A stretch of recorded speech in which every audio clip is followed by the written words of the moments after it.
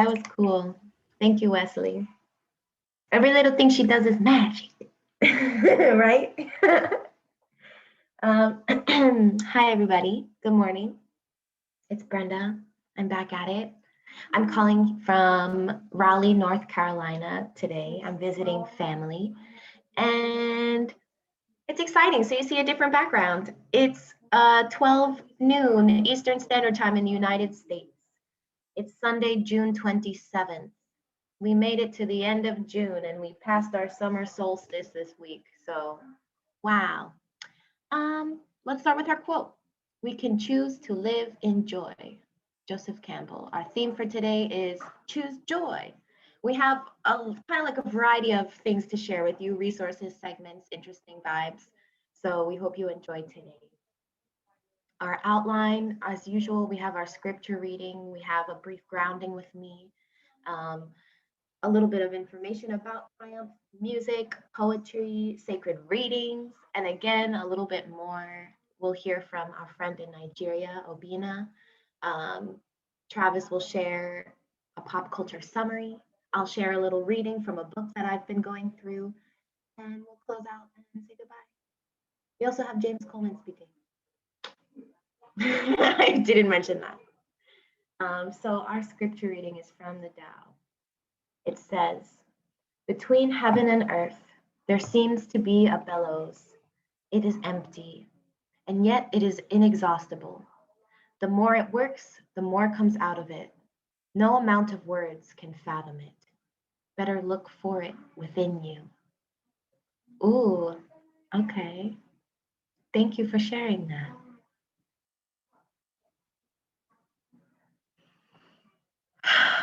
I invite you to take some breaths. I don't have my singing bowl, but my family's quite musical, and I decided to pick up a maraca. So we'll see what we can do with that. I invite you to picture this sound as rain, but this is what it sounds like full on. Ooh, I like it. Okay. So I invite you to take a nice deep breath in through the nose and out through the mouth. In through the nose and out through the mouth. I would say, as you continue breathing, I'll share some reflections. Something I've learned is that this world is abundant. And I've had conversations recently about abundance. And I invite you to imagine this beautiful light that's coming from within you and how that light is connected to every other creature and every other being and non-being in this planet, in this universe. And having that light does not take away from anyone else's light. Your success does not take away from anyone else's success. Your power does not take away from anyone else's power, and vice versa. The food that you have, the things that you have, our world is abundant. And really, when we think about abundance, we're not thinking about the things, we're thinking about the energy and the spirit that is within us, the gratitude, the light, the brilliance that is within us. The wind is abundant, the sunlight is abundant, the rain is abundant, our love is abundant. And when we have this abundance mindset, we can spark joy within ourselves and others. So throughout this gathering, as we keep touching back on the theme of joy, I invite you to take a nice deep breath and breathe in that beautiful air. And remind yourself that you are abundant. This world is abundant. Thank you.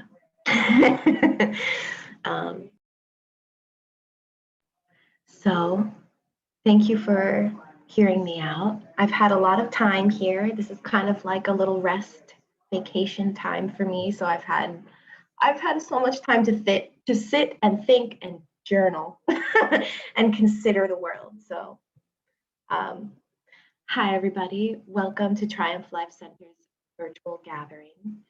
I see our team is here on the call. What's up? Hi everyone. Travis, Nadia, Miss Sandra, and Senior Bishop. Good morning, Wesley, who shared our music this morning. Thank you, everyone. It's really nice to see you. Summer is here, and summer solstice happened, which is awesome because now it's really light out, at least here where I'm living on the East Coast. Today's the last Sunday in June, and there's so much happening locally and around the world, and we plan to share some of that with you today. We're continuing to spread joy as we move through the summer months, and today's theme is Choose Joy. We have our segment on pop culture, what's happening, the TCNA Nigerian connection we have with Obinna, and we'll continue our discussion on TCNA's new doctrinal statement. And this is kind of all leading up to our annual conference that's happening in August. So anyone watching, if you are a member, if you want to become a member, you're welcome to register. We have a page on our website where you can sign up, and you can also attend the conference. So as always, we have music, poetry, sacred readings, all this good stuff. And to everyone on Facebook, leave a comment, share this live stream. We're here for you. If you'd like to unmute and speak at any time, you can do so. You can utilize the chat box as well. We're so happy to be here with you in community with you. As always, the Christ in me celebrates the Christ in you, and together we'll make our world brand new. Welcome to Triumph. Triumph's 7 life-affirming principles, basis of union. We affirm that life is in the breath and breath is life. Therefore, we join together to promote our shared humanity and inseparable breath. We affirm that we were born whole, complete as perfect manifestations of the universal mind Christ. We affirm our physical bodies differ and as such may present different challenges, limitations, or privileges that everyone may not share in. Therefore, we join together to share our strengths and support one another where there may be weaknesses so that we all may enjoy the fullness of life. We affirm that our agreement is to pursue peace, walk in truth, uphold justice tempered with mercy. We affirm that we are like branches on a tree. Although we may grow in different directions, we share a common root, and as such, we pledge to respect each person's path, even as it may differ from one's own. We agree to walk in agreement that it is all right to disagree, and we protect and safeguard this right in so much as the state of disagreement upholds an affirmation of the life.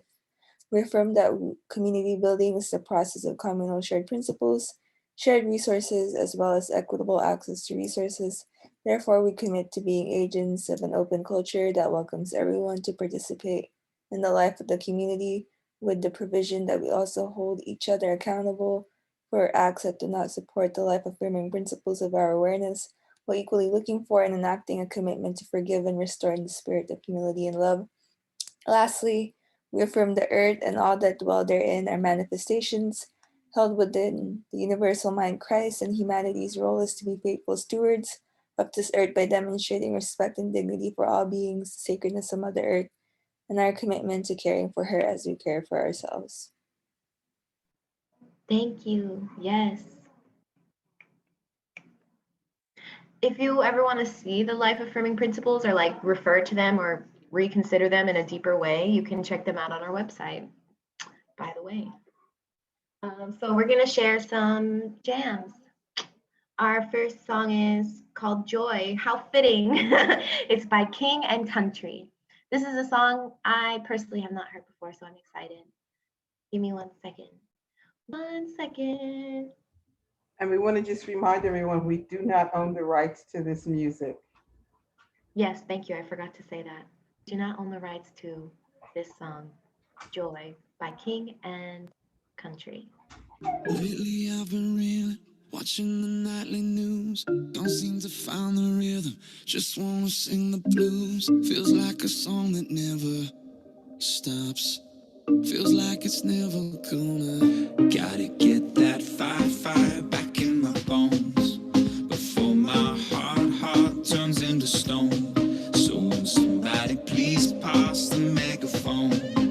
I'll shout it on the count of three. 1, 2, 3. Oh, hear my prayer tonight. I'm singing to the sky. Give me strength to raise my voice. Let me testify. Oh, hear my prayer tonight. 'Cause this is do or die. The time has come to make a choice. And I choose. Let it move you. Let it move. Let it move you. Yeah, I choose. Let it move you. Let it move. Let it move you. Yeah, back when I was younger, my eyes were full of life. But now that I am older, I live at the speed of light. Feels like the cycle never stops. Feels like it's never gonna. Gotta get that fire back in my bones before my heart turns into stone. So won't somebody please pass the megaphone? I'll shout it on the count of three. 1, 2, 3. Oh, hear my prayer tonight. I'm singing to the sky. Give me strength to raise my voice. Let me testify. Oh, hear my prayer tonight. 'Cause this is do or die. The time has come to make a choice. And I choose. Let it move you. Let it move. Let it move you. Yeah, I choose. Let it move you. Let it move. Let it move you. Though I walk through the valley in the shadow of night, oh, with you by my side, I'm stepping into the light. I choose. Let it move you. Let it move. Let it move you. I need that joy, joy, joy, joy down in my heart to stay. I need that joy, joy, joy, joy down in my heart to stay.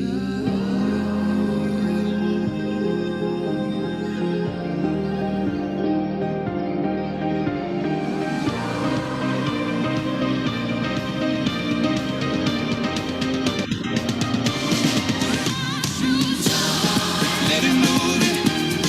Let it move. Let it move you. Let it move you. Oh, let it move. Let it move you. Though I walk through the valley in the shadow of night, oh, with you by my side, I'm stepping into the light. I choose. Go let it move you. Go let it move. Go let it move you. Joy, joy, joy down in my heart to stay. I need that joy, joy, joy, joy down in my heart to stay. That was really cool. Okay, I like it. Also, the lyric video was really good, whoever created that. It felt like joy, right? This makes me bring up a question. They were saying a lot like choose joy. Is joy something that you can choose? Mm. Is it because you can consider it as an attitude, a mindset. But Or sometimes it could come naturally, or sometimes things are just so rough that you can't even find it, I suppose. Is it a choice? yeah, I think happiness is a choice because happiness seems to have to do more with circumstance. Joy is a state of mind. And Oh, I've experienced a time in my life when it seemed like everything that could go wrong was wrong. I was dealing with um, serious health issue, young children, couldn't work. I mean, just everything that could go wrong seemingly had gone wrong. But I remember making a decision one day in the midst of chemotherapy, being really sick, really looking wretched, and just getting up one Sunday morning and looking in the mirror and hearing a word. Someone was ministering on the radio, And it just spoke in my spirit, and I made a choice. Listen, I'm going to have an attitude of joy. Everything looks like it's falling apart, but I don't have to. I mean, if it's falling apart, it's falling apart. What can I do about it? But I can choose my attitude, and I can choose to go deep down inside of myself and create a space, an energy that is life affirming. And I think that's what joy is. Joy is not about what's happening in your life. It's about, yeah, you're in the midst of a storm. And if the boat is going to sink, go down with a smile, right? I mean, if you're going to go out with a smile, right? So it's Go a out with a choice. bang. Go out with a bang, and that was my attitude. If I'm going out, I'm going to go out my way and with a bang, with a smile on my face. So It also makes me, I think about like this analogy of like the ocean or the beach and like how young children, I guess they find so much joy in it, in the sense of like the waves crashing and the shells and the smell and the rocks, and so do I as an adult. But then you also think as you get older, a lot of people are not as interested in going because of the sand, because of the heat, because of, oh, this is too, like, so there's that vibe of annoyance or grievance or fear, or this is a burden, versus something that comes very naturally to young people of like, yeah, we forget to celebrate the simple pleasures of life. I mean, there's a lot in life I will acknowledge, I think we don't really have control over. The only thing we really have control over, I think, is our state of mind and how we choose to respond in particular situations. So when we release, my wanting to control what happens around me or even to me that I don't necessarily always have control of, because there are a lot of moving parts and variables, what can I choose to do? It's like driving a car, and you on the road, you always have to be aware of what's happening around you with other cars. But one of the things my dad taught me when I learned to drive is that don't care what's happening, whether a tire blows, don't care whether there's ice on the ground or the weather is bad or someone look like they're coming at you, never take your hands off the steering wheel, because you lose control of your car yourself when you do that. Keep your hands on the steering wheel. And I think that's what joy is. Joy is keeping your hands on your compass, on your inner being, regardless of what's happening. You're going to keep the joy. I mean, we can choose to go through life, woe be me, but we can choose to go through life, come what may. I get to write my own script in terms of how I respond in this scene. That makes me think, okay, so joy is not necessarily choosing joy is not always an easy thing to do. Oh, not at all. It's easy to be the victim and to be, yeah, woe is me. Yeah, it's so easy to be there. And I lived, a portion of my life where I felt like the glass was always half empty, or those, others were out to get me. And, cancer taught me a huge lesson, something that was the most monumental thing at that time in my life that I had absolutely no control over. But in the midst of that huge, monstrosity of a word, I was able to set my compass to joy. To say, this is my story, not yours. And I get to name it. Thanks for going off tangent with me a little. I love that song. I just found it yesterday and it just had me jumping in my seat. So I hope it inspired something in everyone. And we'll share it. You'll see it on our Facebook.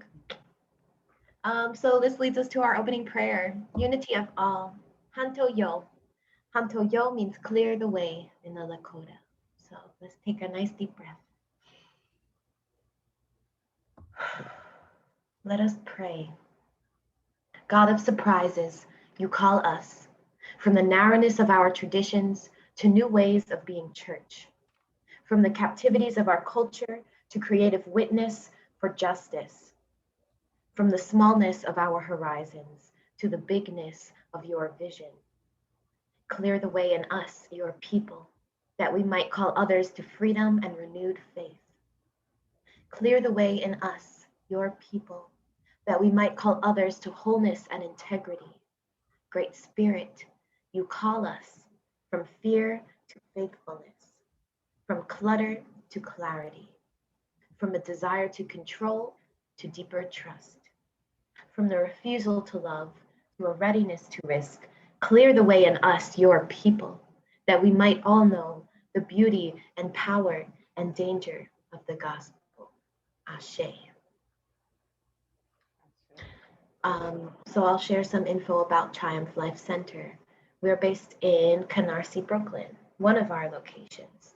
Triumph Life Center opened on October 19th, 2019 under Triumph the Church of the New Age International, founded in 1904.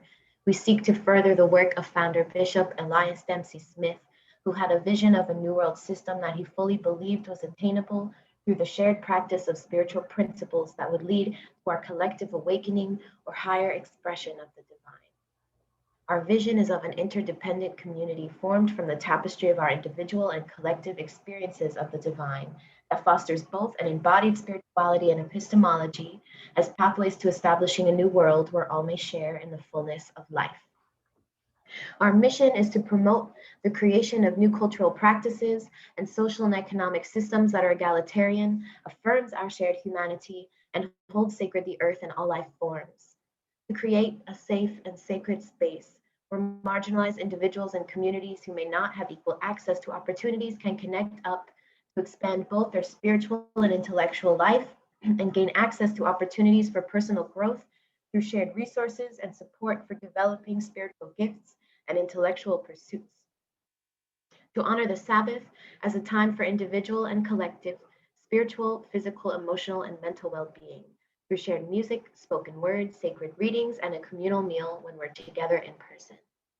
Our goal is to be a hub for conversations envisioning a new world order, creative arts expressions, emerging social entrepreneurships, promoting community-owned sustainable food systems for access to healthy living, expanding reverence and care for the earth and all life forms, forming alliances and building bridges across community barriers that mutually affirm our shared humanity.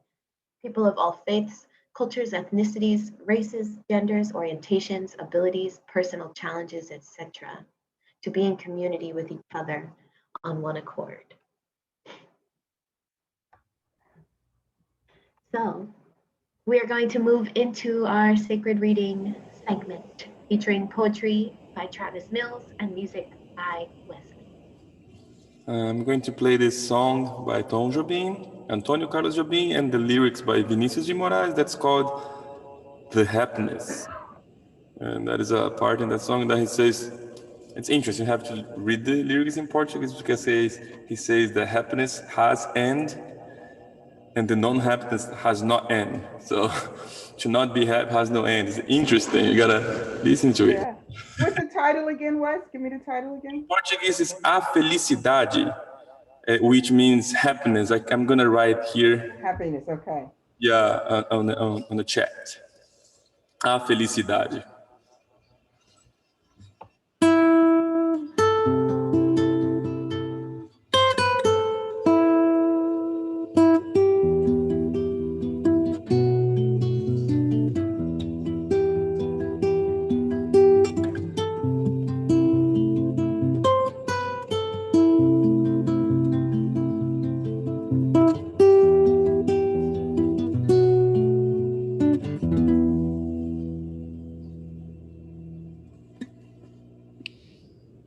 No pressure. You got time, don't worry. You got my help, don't worry. You're beautiful, don't worry. I value, don't worry. You don't see it now, but I'm making a way for you, so don't worry. Especially for the way I made you strong, don't worry. It don't have to be perfect, don't worry. I had to make you confident, don't worry. Don't worry about being first, just finish. And then you lost, I will replenish. So give me your problems, and let's get back to unfinished business.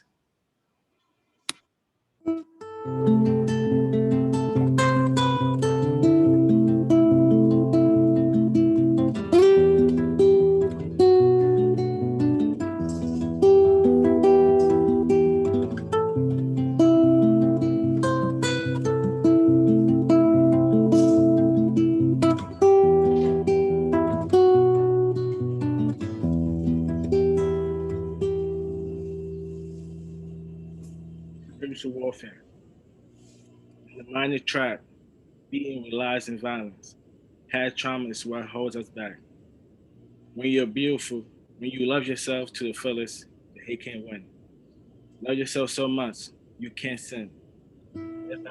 What if I teach you to war yourself from within? What if I told you Babylon is real?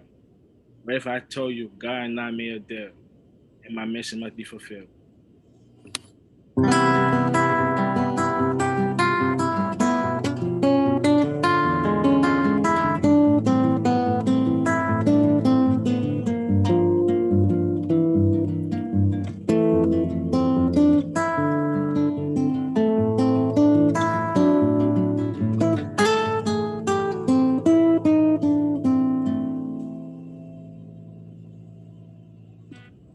Mirrors.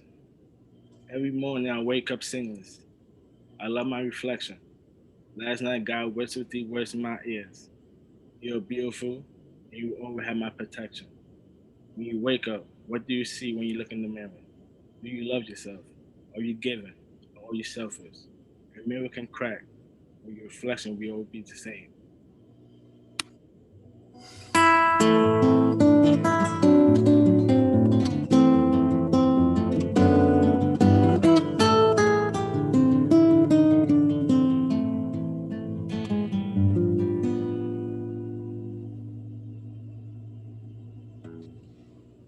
Welcome home.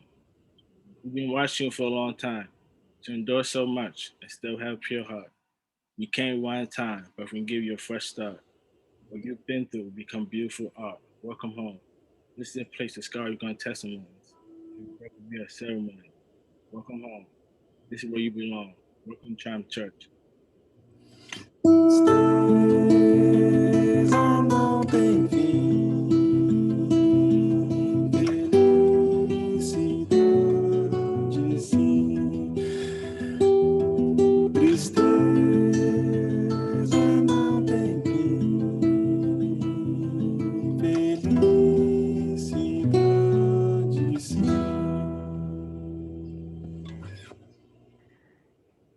Cool.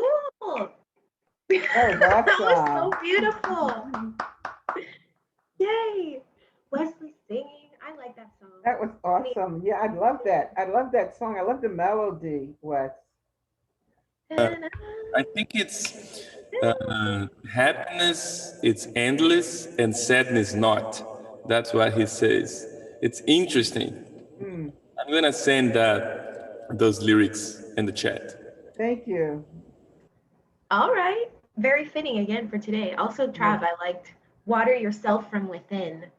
That's what Nourish joy is. yourself. That's Ooh, I that's love that. what joy is all about. It's about watering yourself from within, nourishing yourself from within. It's about nobody else or nothing outside of yourself. It's like Mhm. what's going on the inside of you. I really like how you worded it. Thank you for sharing that Yes. with us, Trav. Awesome. That was nice. Okay. We're going to move on. Again, a little announcement. Triumph School of Integral Studies. We are still accepting applications. Our registration is open for summer. We're teaching a variety of courses, or we're offering a variety of courses, including music classes, creative arts classes, conversation circle, or an opportunity to practice speaking English if it's not your first language. Um, and you can find more info at Triumph, the Church of the New Age international.org. And if you go along the top menu, you'll find a page for TSIS. Let us know if you have questions, ideas, concerns, anything like that. Everyone that is facilitating these courses are team members or board members. And if you'd like to learn more about them, we also have like pages online with some of our biographies. With all of our biographies, excuse me. And Brenda, Okay. just a plug, anyone watching out in social media land, you still have time to sign up for one of Wesley's two courses. You just heard him sing and play. He's teaching one on arrangement and composition, music arrangement and composition, music theory for musical appreciators. And I think that one is not necessarily for someone that's playing an instrument. So if you just love music and want to learn more about it, that would be a great course. And they start this week, the 30th. So if you're interested, as Brenda said, just sign on to our website. You can find out more information as to how to register. Cool. So this is kind of a little outline of what we'll be sharing today. I have a little reading that I want to share from a book. We have our friend in Nigeria, Obinna, is going to be sharing a prayer with us. Trav's going to share a little segment of pop culture and a song.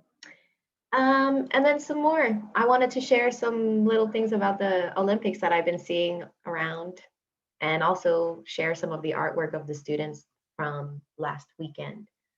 And if James signs on, we'll speak a little bit about a doctrinal statement in regards to TCNA. So I think I'm going to start with the reading. My roommate offered me this book, and I'm really grateful that she did, because it's been a blessing. It's been a great summer read. It's called Braiding Sweetgrass: Indigenous Wisdom, Scientific Knowledge, and the Teachings of Plants. I've been really interested in like plant communication. I had brought that up in like prior meetings with y'all, and even just on my walks around outdoors, really observing the plant life, the trees, and also coming from Boston, from New York, and now being here in North Carolina, seeing all the different types of like trees and plants, like it's very, if you take a moment to observe, they're very different. And we're all still on the East Coast, so that's really interesting. So I had mentioned earlier abundance. I wanted to share a little something that this author wrote about in regards to abundance. So she is speaking about the traditional people who, I'll just read it. Traditional peoples who feed their families from the land have harvest guidelines too. Detailed protocols designed to maintain the health and vigor of wildlife species. Like the state regulations, they too are based on sophisticated ecological knowledge and long-term monitoring of populations. They share the common goal of protecting what hunting managers call the resource, both for its own sake and to safeguard the sustainable supply for future generations. Early colonists on Turtle Island were stunned by the plenitude they found here, attributing the richness to the bounty of nature. Settlers in the Great Lakes wrote in their journals about the extraordinary abundance of wild rice harvested by native peoples. In just a few days, they could fill their canoes with enough rice to last all year. But the settlers were puzzled by the fact that, as one of them wrote, the savages stopped gathering long before all the rice was harvested. She observed that, quote, the rice harvest starts with a ceremony of thanksgiving and prayers for good weather for the next 4 days.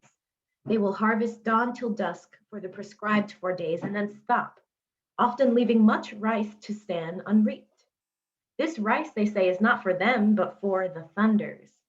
Nothing will compel them to continue, therefore much goes to waste, end quote. The settlers took this as certain evidence of laziness and lack of industry on the part of the native peoples. They did not understand how indigenous land care practices might contribute to the wealth they encountered. So that's just kind of like considering the European colonists and their point of view of like, why are these people like not being efficient with all of this beautiful, everything that could just be turned into food and capital. But later on in this chapter, they kind of describe, well, the rice that falls from the canoes are fed, feed the wildlife that are in nature. And also this idea of that they shouldn't be taking what's not needed. Because the world is abundant. Just because everything is there doesn't mean it needs to all be taken. Not like that little passage really moved me. It really, really moved me. So I'll share one more brief little part. The guidelines for the honorable harvest are not written down or even consistently spoken of as a whole. They're reinforced in small acts of daily life. But if you were to list them, it might look something like this. Know the ways of the ones who take care of you so that you may take care of them. And that she's regarding to the different types of plants and herbs.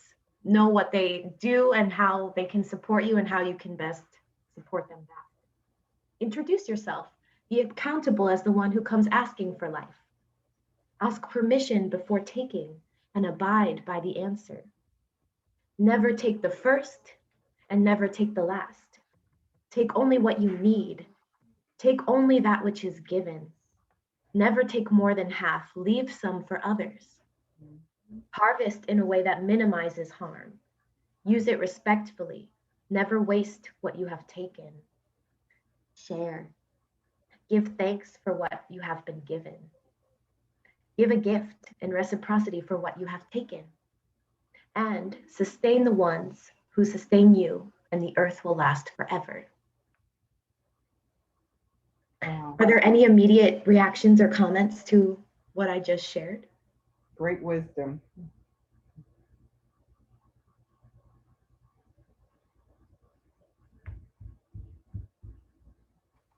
Anything else?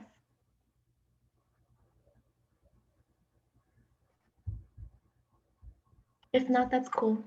I really encourage you to check out this reading.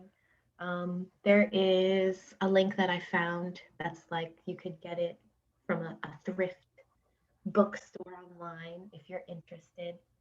And again, this idea of abundance, when we have an abundance mindset, that can spark joy and sustainability and life, you know?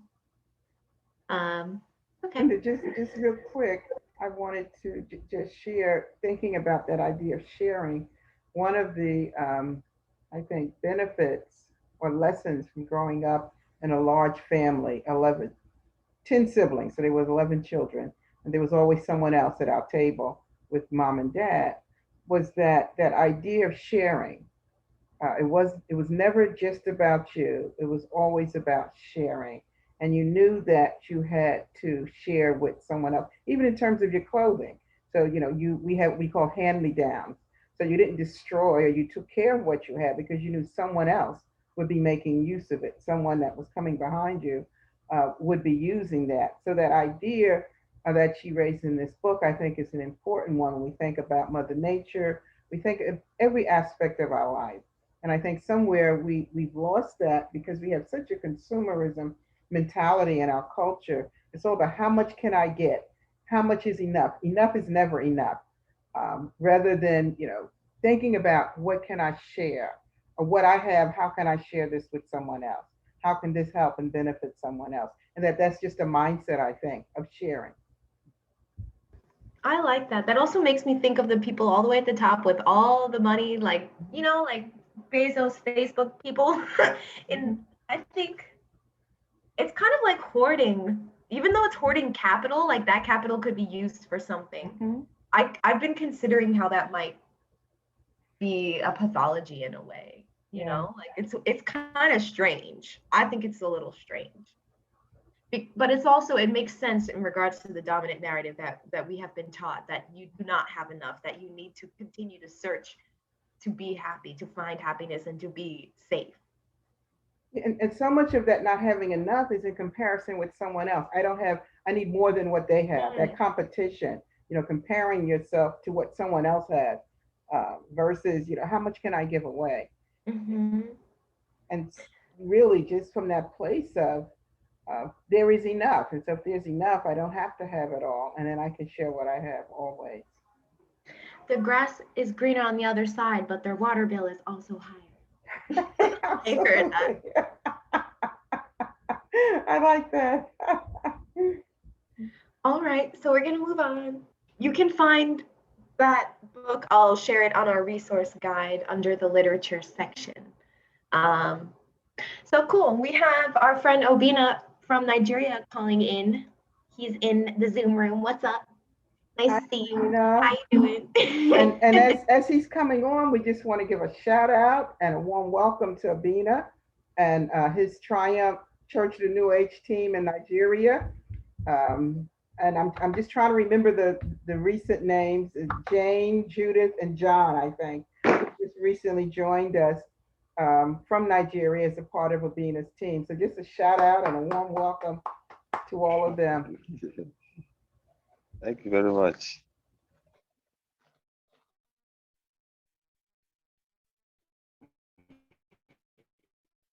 So you're up for your segment, Obinna. Whatever you want to share and your prayer, however you choose to. Thank you. Good evening from here and good afternoon from you.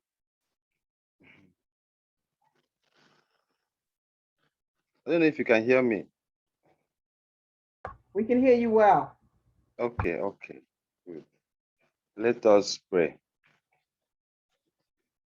Triumphant God, as we gather in harmony and unity to expand and share intellectual and spiritual principles that will lead us to and promote the creation of new cultural values, practices, social and economic systems, which will give peace to the world and greater opportunities for the marginalized, oppressed, and less privileged. Strengthen and support us so that we all may enjoy the fullness of life.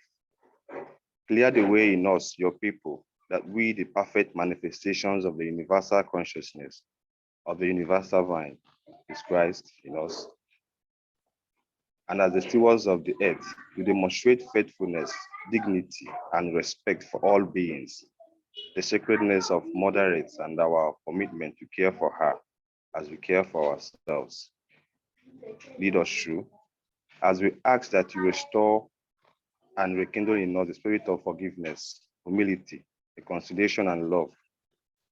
Though we are like branches in a tree that may grow in different paths or directions, may we always agree to work in agreement and harmony and uphold the affirmation of life. The Spirit of the Lord is upon me because the Lord has anointed me to bring good news to the afflicted and oppressed. He has sent me to unbind the heartbroken, to proclaim liberty to the captives and freedom to prisoners. As I got this Isaiah 61 verse 1. Ashe. Ashe and amen. I really like that. That was like a collage I of all that. of our resources that we use. That's so cool. Yes, that was definitely from the spirit of triumph. Thank you very much. Yeah. A collage. Ashe, yeah. Weaving together. What a blessing. What a blessing. Okay. Can you send that to us in words? I didn't hear you. I would like to read it again. Yeah, that was awesome. Yeah. Okay, That's just like what all through me. Yes. All right. Does anyone have anything to say at this moment? Anything else? I like you bringing in Isaiah, the verse from Isaiah, the words that Jesus says later on in the New Testament, because the Spirit of the Lord is always now. It's always upon us now. It's always ever present now. So when we are called, God has called us now, in this moment, right now, to do that work. Not yesterday, not tomorrow, but right now. And that's such an important reminder that what we have is now. And I appreciate that. Thank you so much. Okay. So I'm going to shuffle around the order a little bit. And Travis, would you like to share next? No problem. Welcome, Trav. Hi.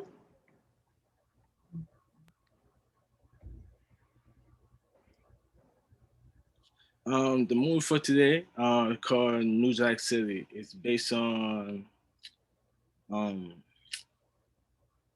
it's about how the drugs impact the community, destroying lives, families, and also laws. Now let me go into the song called New Jack City. The devil know the power of cheese. That's why he put it in the trap. The devil wanted so many indictments. The devil got excited. The devil made so many pookies and la. Heroin not a friend, it's a symbiote. Destroying you until there's nothing left. The devil wants destruction. The devil put crack in the projects. Then he made a drug law. This is how Nino Brown became a drug lord. This is the diary of Pookie. The devil made him to crack. because he wasn't tough at cookie. His father got killed, then got spooky. His brother hated himself. He got so much depressed. He needed 3 grams a day. I'm not talking about 17.5. I'm talking 44 for a gram. You're damn right. He got addicted to the drugs, then got addicted to escaping reality. I have compassion for Pookie because I really come from that. I really come from that. I really come from that. The devil know the power of cheese. That's why he put it in the trap. The devil won so many indictments. The devil got excited. The devil made so many Pookies and la. Haven't we now, friend? It's a symbiote, destroying you until there's nothing left. The devil wants destruction. The devil put crack in the projects. That he made a drug law. This how Nino Brown became a drug law. A few IT try and trap. No movie. I grew up next to the Carter. The youth are moving hot. 500 degrees, no Carter. The only way the devil can make a profit is we destroy ourselves. The devil wants the youth on the island like a slave. The devil wants the youth on the boat. The feds come at 5:55. The devil know the power of cheese. That's why he put it in the trap. The devil wanted so many indictments. The devil got excited. The devil made so many pookies and la. How we not, friend? It's a symbiote, destroying you until there's nothing left. The devil wants destruction. The devil put crack in the projects. That made a drug law. This how Nino Brown became a drug law. They want help. They pulling. They struggling. Black genocide. So many sinners. The devil want the black community to go to jail and hell. The devil make us sell it. Then make us use it. Oof. Travis, that was as heavy as the movie. Thank you. Yeah. Yeah. That movie was deep and heavy. There's a line that you said, become addicted to crack, but you said addicted to a false reality. What was that line again, Trav? You got addicted to escaping reality. Addicted to escaping reality. And that I think that is so true for so many of us. And we think of addiction about a substance. An addiction can be about a thought process. Addicted to escaping reality. And so many people live in an alternate reality, one that they've created of their own making, and they live there. And the challenge that is when you're trying to communicate or be in relationship with someone like that, you can never do it successfully because their reality is an alternate one. And so, you think they're not being truthful, and they really are being truthful based on their alternate reality, based on the reality that they live in, but not the world that most of us live in. And so I think that's something that we, in terms of awakening consciousness, is not just about, seeing things as they are, but we have people that coexist with us that are addicted to living in these alternate and false realities. And they may not be on any substance. It's not because they're in a, and let me just say this. I think part of what the pathology of some of our past church experience has created is that addiction to a false reality.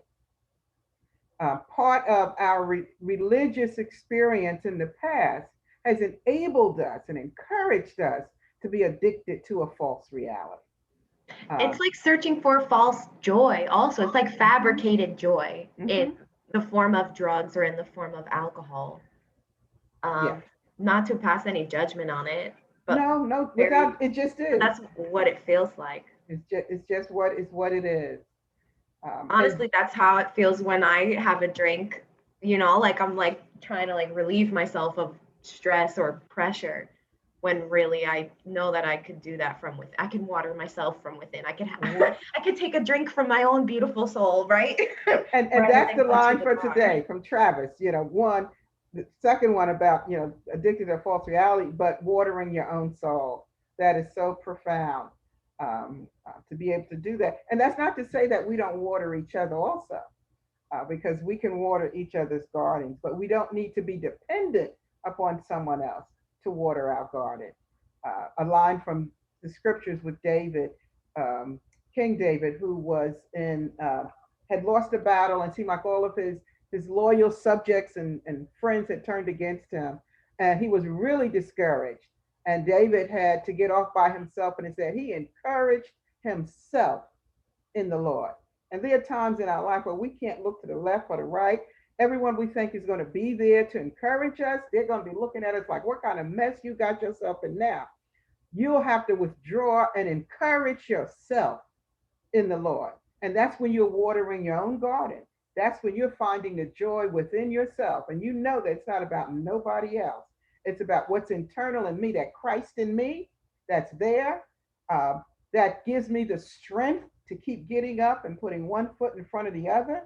I keep lifting my head up, washing my face off and putting that smile on, not as a false sense of who I am, but as we said before, listen, this joy that I have, the world didn't give it to me. It's an internal joy. It's not from out there. And I can choose to walk in my own sunshine, even when it's raining.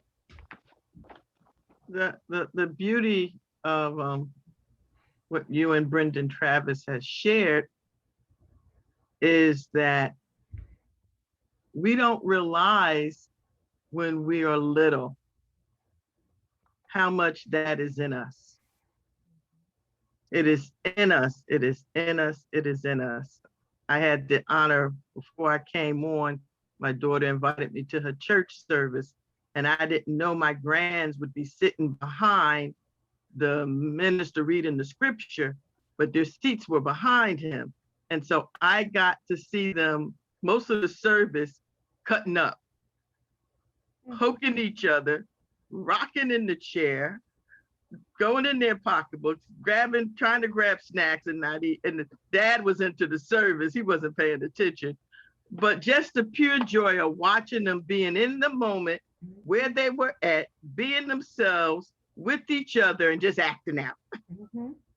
Like we shouldn't have done in church. But I just had that frame, and it was so amazing, because when I look at that, to me, that's more joy than we can really measure. That's a place of peace. That's a place of contentment. And it's one of the songs that if you haven't heard it, or if you've forgotten it, I use it in therapy with clients.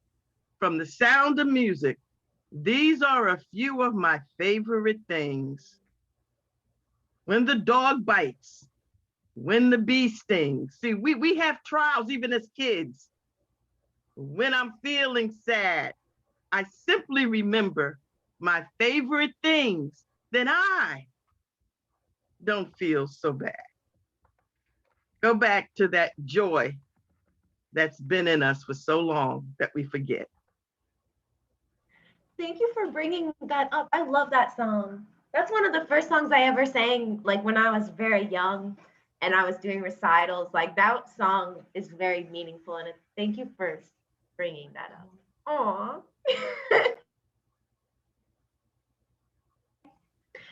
Okay. So in regards to time, I'm going to pass it to James if you're ready to speak, and then we'll have whoever else would like to unmute and share. Are you ready, Spaghetti? Sure. Yeah. This is no problem. All right.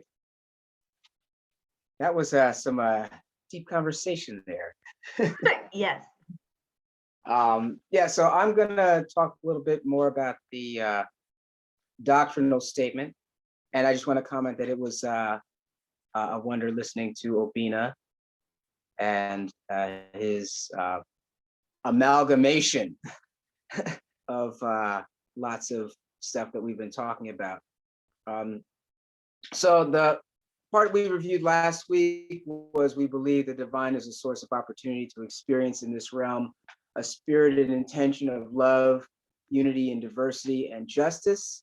And we recognize the inadequacy of words to completely cover the spirited intention in its practical expression.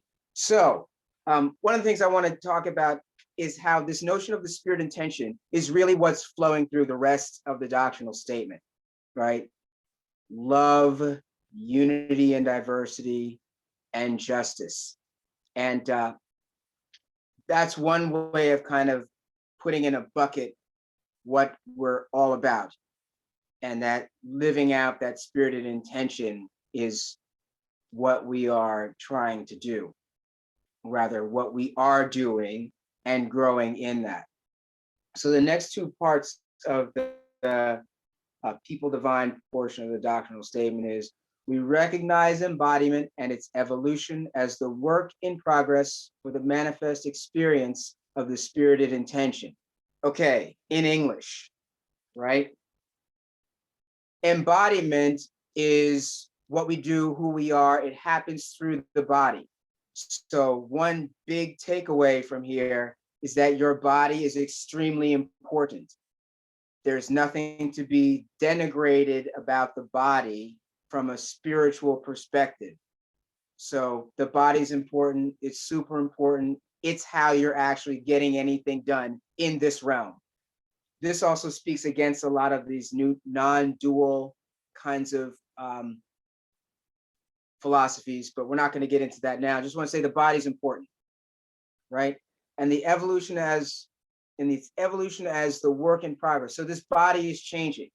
Every time you have a thought, every time you have an experience, your body changes, right? What you think about, what you concentrate on, what you put your intention on, your body changes.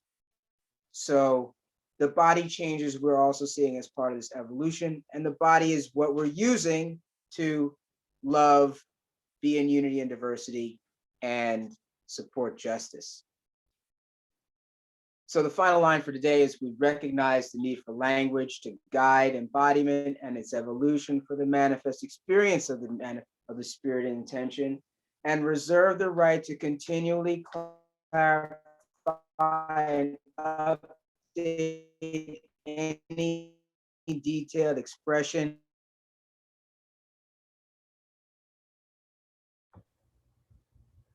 Frozen, yeah? Yeah. I was like, I can't tell if it's me because it could also be me. No. I think he's frozen. He was having some technological issues. Here, you're back. You're unfrozen. I'm unfrozen. Okay, Yes. where did I? We recognize the bodies. I think that's when you Or like kind in of drifted up. conclusion, clarification of. Mm-hmm. Clarification of the body. Oh, that was a while ago. No, okay. Yeah. Sure. So I explained the body denigration. Body's good. We got all that. Yes. Okay. So let's talk about the last line, which is the need for language. We reserve the right to change it. We reserve the right to grow in it. We don't see language as, so for example, in Orthodox Christianity, the Bible is a fixed canon. Our claim is that embodiment is the canon, essentially, right? That your body, that process is part of the canon. Sandra's part of the canon. Brenda's part of the canon. Travis is part of the canon, right? And that when we write things down, we reserve the right to update them and change them as we get new information. Mm-hmm. So if I find out tomorrow that let's just say we find out tomorrow that there's incontrovertible proof of let's just say the resurrection of Jesus Christ, to pick a big one, right? If there's incontrovertible proof of the resurrection of Jesus Christ, that's going to change how we see things, and we're going to update things accordingly, right? Same as if we find out that this whole thing is a hologram, right? If we find out a scientific truth, that can update how we express and make manifest the spirited intention. So that's what that last line is basically saying.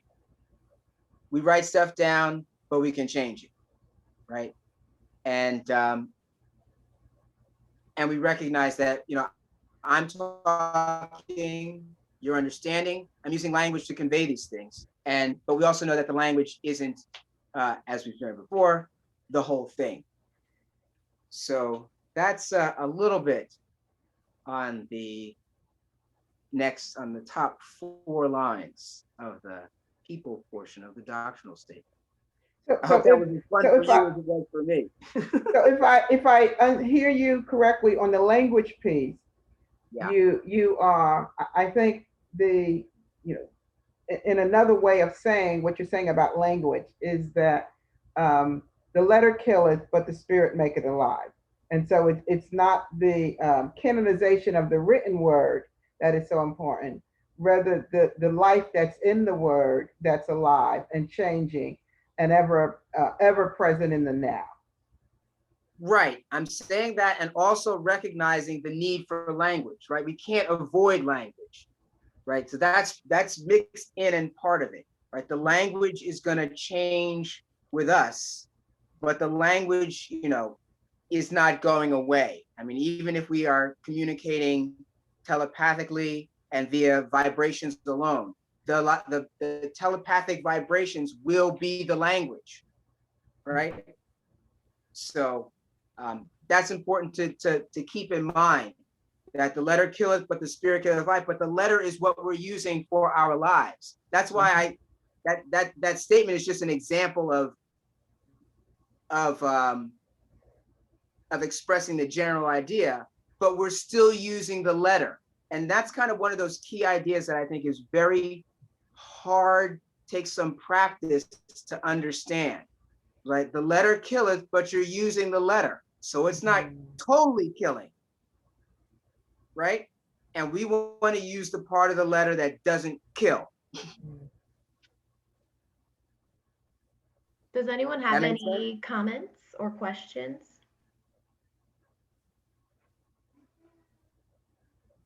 I got a question, maybe, or something to consider.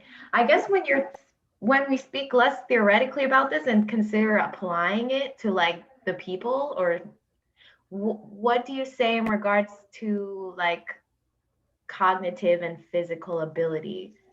Like I have this thinking about ableism and considering people that literally cannot use language or cannot interpret or understand, and also embodiment in regards to our physical forms and people that have mobility issues or disabilities.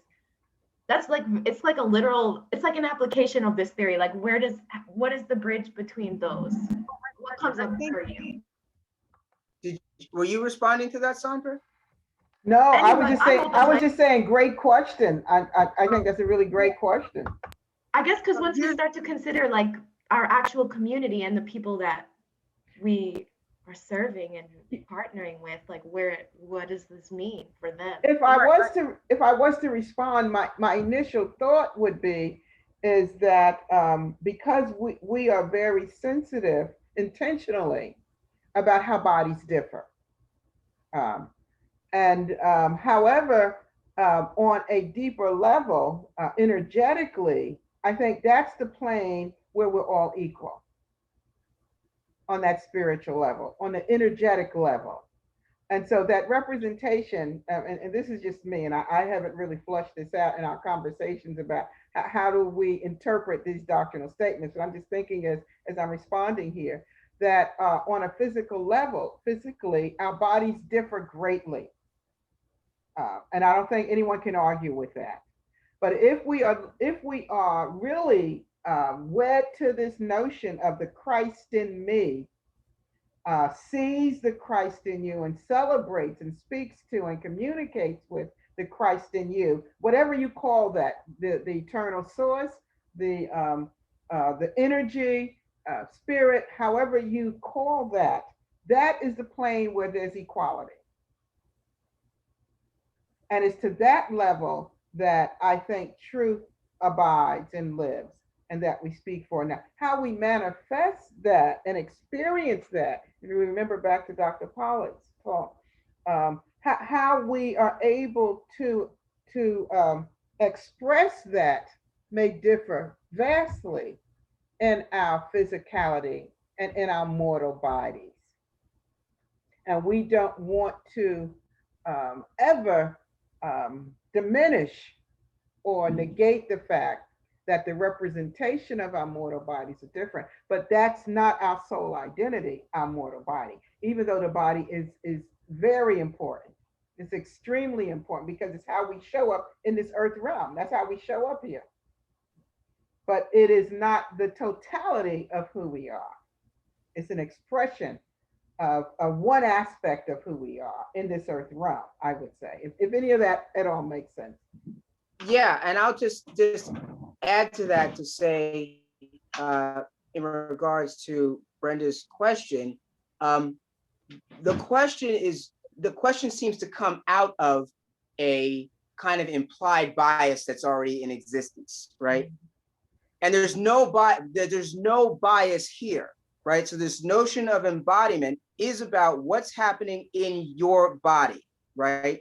And whatever capacity you have, that's how you're going to express love, unity and diversity, and justice, right? So what we're trying to do is actually remove the lens that comes with this notion of discrimination, right? This notion of discrimination really is not here at all, right?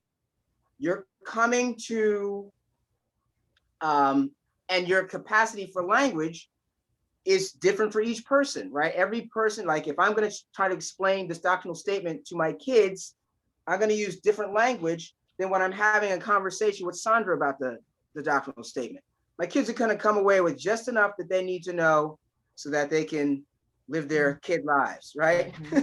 Right. So that's one response that I have to this notion, and that, you know, that hopefully as we move forward, we're thinking less and less in discriminatory terms and thinking about the terms of what does this body have? What does the body that I'm interacting with have, the other people? What is their capacity? And how am I enabling them through what I do, through what I say, to love, be in unity and diversity, and to support justice?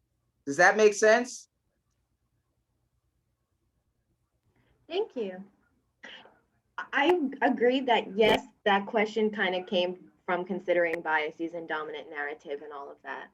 Because I really like the idea of it, but then it's like, how do I give that to other people, especially in the conditions that we live in? Well, so how you give it to others, how you give it to other persons, right? You first give it to other persons by showing up in love, unity, diversity, and justice, right? That's what you first example, modeling. Right? And because remember here, what we're doing is creating a new culture. So there is no, so this is the dominant narrative. I mean, that's how we need to start thinking. This is the dominant narrative that I'm bringing into wherever I go. And whatever is there is not the dominant narrative that runs me, right? And so if you're working with a population that is considered by the culture to be non-dominant, right, then our job is to simply display that that notion of non-dominance is not true, and here's why, and here's how you can experience something different. That makes sense? And I think it also challenges us in our spaces, especially when we get back to in person, and as we're creating spaces in other areas of the world, that how do we create those spaces in that safe and sacred way that is inclusive of differing bodies, which we don't often see in our dominant culture, even in religious institutions. Most often we don't walk in and see a representative segment of our population that bodies differ or enabled differently. And so how do we make this a space where people feel comfortable to be in this space, in this shared space, without and also judgment?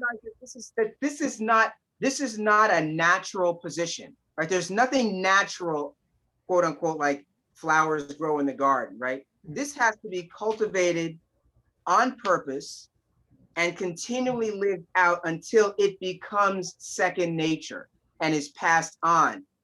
4 generations from now, it may be natural, right?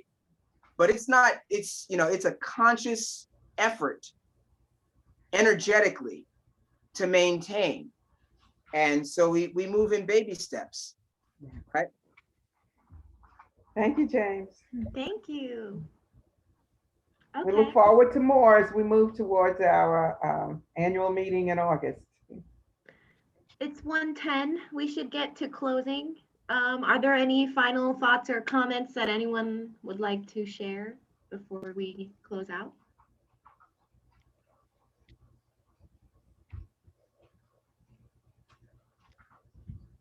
Okay. Thank you, everyone. Let me just pull up the screen again.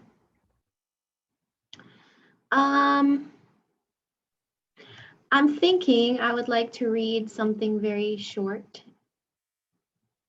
I'll just share that now. Again, this is from Braiding Sweetgrass. I believe I shared it before, but I'd like to share it again. It's the Thanksgiving address. And today we have gathered, and when we look upon the faces around us, we see that the cycles of life continue. We have been given the duty to live in balance and harmony with each other and all living things. So now let us bring our minds together as one, as we give greetings and thanks to each other as people. Now our minds are one.